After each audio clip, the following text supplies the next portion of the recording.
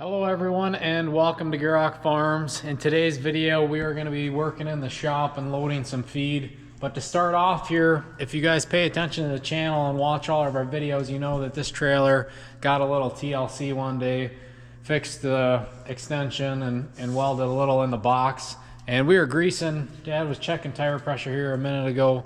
So we figured while it's in here, we'd take the opportunity to talk about this box and how it's implemented on our farm and the history behind it and the benefits of having it versus a TMR, because we know that's a very common tool on a farm and that's how we feed kind of uniquely compared to other farms. So Dad wanted to talk a little bit about this dump box. So if you haven't watched that video where we improved this box, go back and watch that. But today's video, we're going to talk about this, load some feed. I bought this dump trailer in 1996, paid $6,000 for it. We were just talking, we were wondering what this thing would actually cost today. It's a Knowles. Knowles went out of business, God, it's got to be 25 years ago or better.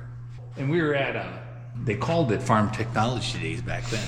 And that's actually where I made the final decision to make payment on it, and they had to actually build it yet. I mean, this was, I think, my first new machine with that Midwest hoist in there, and then I didn't have all these big tractors in, so I was a little concerned about having enough oil in the smaller tractors to push the cylinder all the way up. So we had two hoses, and we switched it down to one. It's built to handle 6 ton, and the gauge of the steel and everything, I know a lot of guys been looking at trailers. Like my brother, he wanted to build one like it. You know, he's big into metal fabrication, and then he's checking all the specifications on it and the thicknesses of steel. And he couldn't find anything that'd be equivalent to that.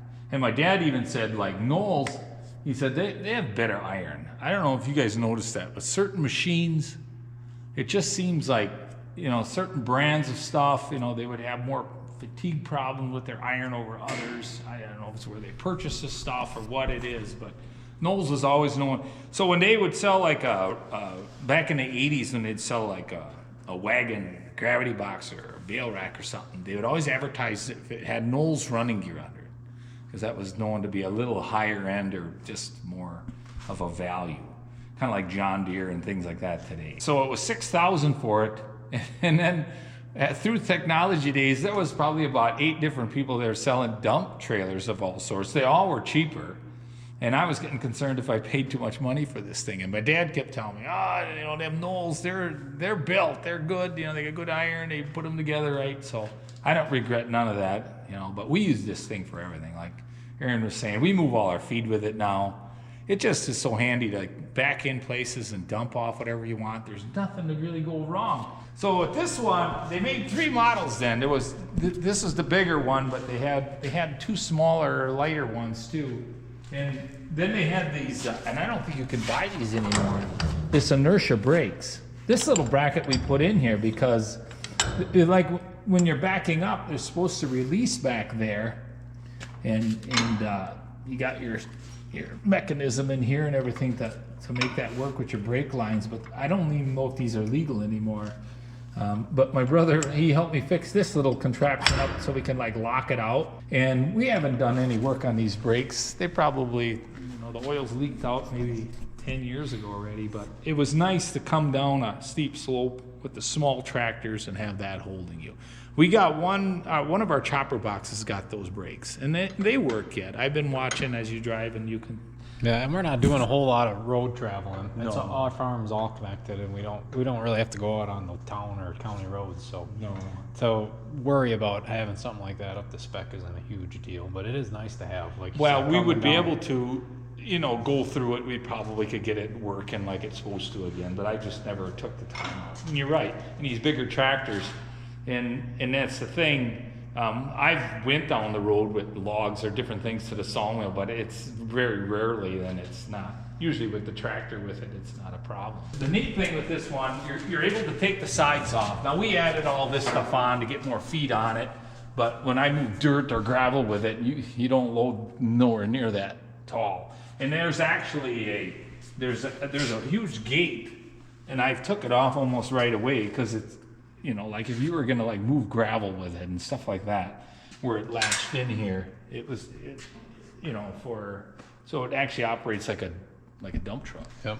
So I've had it already where, like for big square bales, I had a custom guy. One time I ended up at some land a little further away. I was able to get it all made into big squares. So we took all the sides off except for the front, and we were able to put 12 of those I think the 3x3x8s. So then we put them the other way, and we were able to haul all that home that way. And then the neat thing, you get home, your skid steer's still out in the field, you could just dump them off and go again. The only thing on this farm you have to be careful about is on a side hill slope if you're putting that hoist up. Yeah, and that's any dump truck or any dump bed. You can't be too far off a level. You gotta be pretty careful. Right. And it's a little bit tall.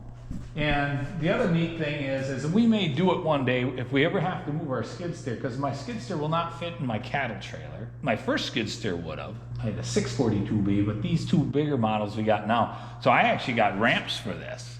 Steel ramps, and they were pretty heavy. They are heavy. They're almost a two-man deal, but they're built. They will, and we lay them on the, you know. And so when we put the hoist down.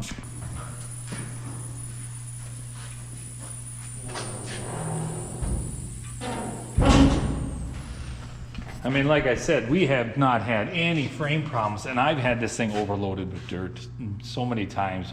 When we're moving soil or something with some type of projects, it's almost a little scary because it's more weight than you should have on for the tractor and things like that. But even the hose, I think I still got the original hose yet. I haven't had anything let go that I remember that way. Other than mostly the stuff we added on, it was the stuff we had to repair. And even the tires, they're still, I think we had one where the cords in the tire kept losing air on me, and I think using it like that, it ended up ripping the cords. We had to replace one of the tires. And they're getting battered. And again, it ain't from going down the road, it's from age. Those are some heavy ply.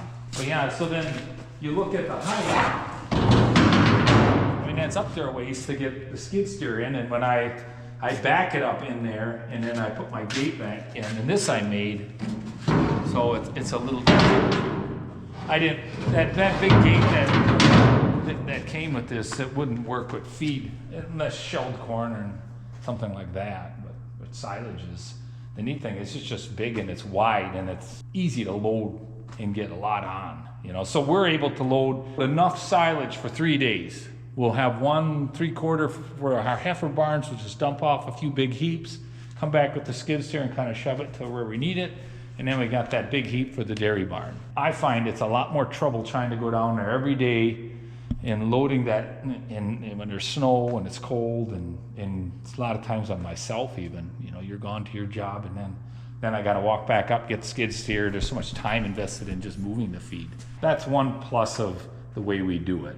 You know, as far as getting the right amount to the cows and getting the best ration to get the most milk out of them, they might be debatable, but worked for us all these years. I don't see why we should change it. And then this versus a TMR, like a feed wagon. For some reason you ever had to sell this. This is super versatile. There's multiple businesses that would purchase it. I won't be alive if this ever gets sold. Well, yeah, like I'm not planning on moving. It's so useful in so many other categories and areas where, like a TMR, it's got one purpose, you know. Right. And this is and that is just it. The thing was during the feeding season, so you're talking, you know, just pretty much from, well, this gets started used mostly early December all the way until we start grazing. So then if we were going to use it for something else, we have to get it back to loading feed again before the end of that day. So that kind of, so if a person was able to have 2, I mean, that would be, you know, but I've never seen one anywhere. I've never seen or even seen them in the paper for sale on auctions or any of that stuff. I don't know.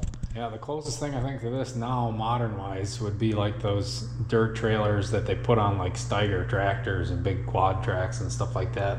But them are massive too, and even then, I don't think they're super usable. They're just so big. They're almost too big for just the common stuff. And a lot of guys that are going that big, then they just go and get a haul truck. It's a pretty unique item for people to have. But there is some really. It's probably more about using a tractor where you got more traction to get to, you know, in some.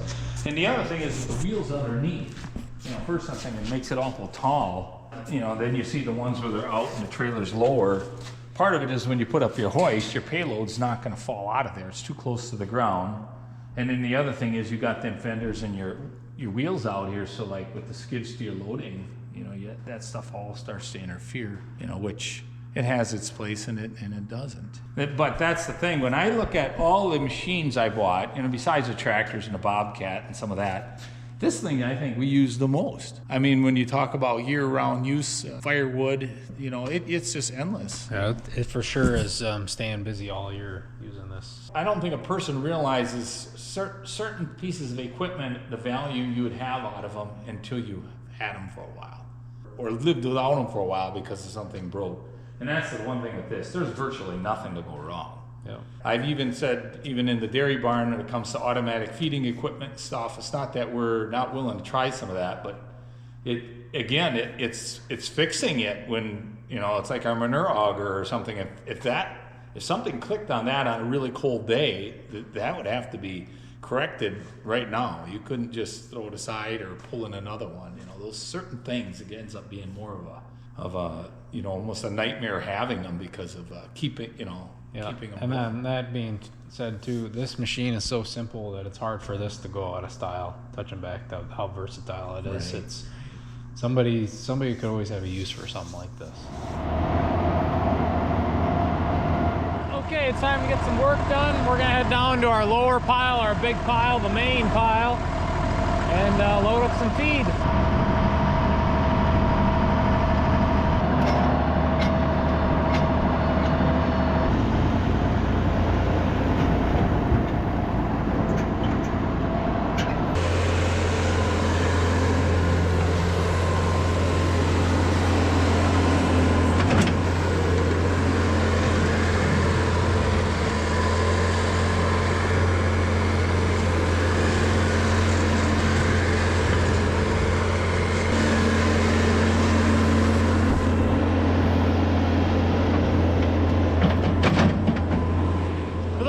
Watch all the videos, you know how we normally load feed here. He'll reach right over the side. I normally would park a bit further back here, but being that we're just opening this pile up now and we're to the edge of the concrete, we're on one end. In order to keep the skid steer out of the mud and keep it up on the gravel and keep it from tearing up our sod and our grass, we're just loading it from the back. And we're not feeding full bore yet to where we're hauling huge loads up there. So he's able to load it pretty full from the back. He's able to get up here on the gravel road.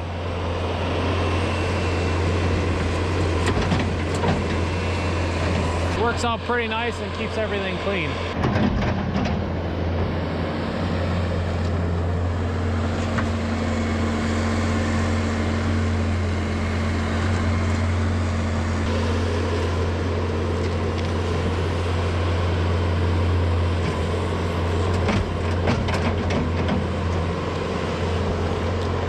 Now that's normally how we would load feed. He was able to clear enough where he could have me back up and get it so he was turning around more or less on the concrete there.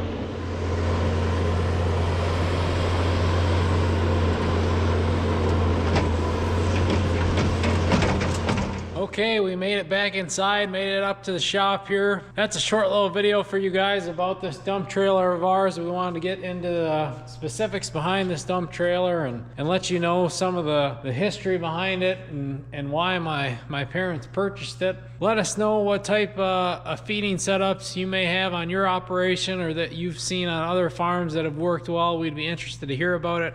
Also, let us know if there's anything comparable to this dump trailer, one that's a deck over and heavy duty just like this one, but not a crazy massive construction one either.